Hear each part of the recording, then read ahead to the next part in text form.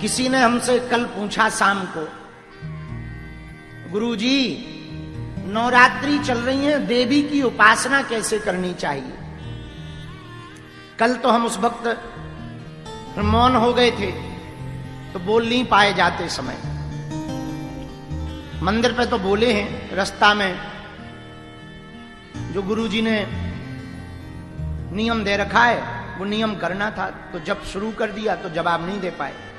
आज हमें याद आ गया। सुनो, नवरात्रि में भगवती की उपासना करने वाले जितने भी साधक हैं भैया, भगवती की साधना, देवी की साधना कैसे करनी चाहिए जरा तरीका सुन लो।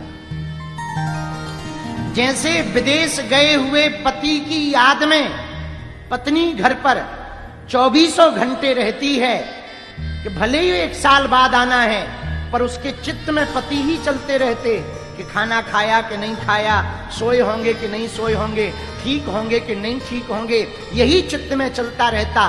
वैसे ही देवी के साधक को पूरे जीवन भर भगवती के बारे में चिंतन करना चाहिए कि हमारी माँ कैसी होगी, हमारी माँ दिखती कैसी होगी, हमारी माँ जब हमें दर्शन देगी तो कृपा कैसे करेगी।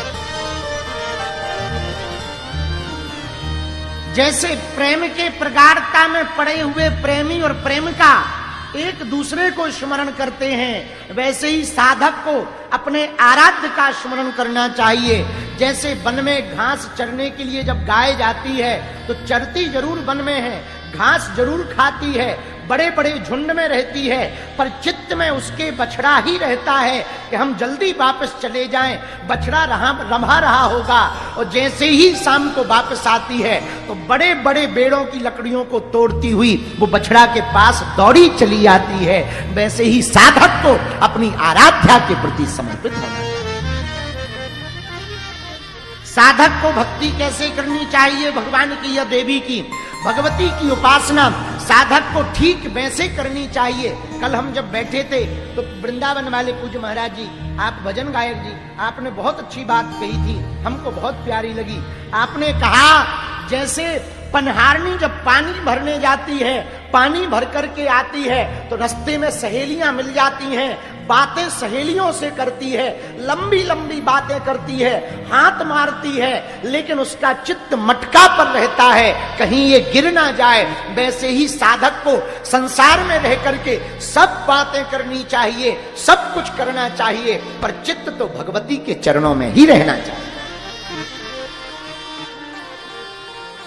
चित्त तो आराध्य के चरणों में रहना चाहिए।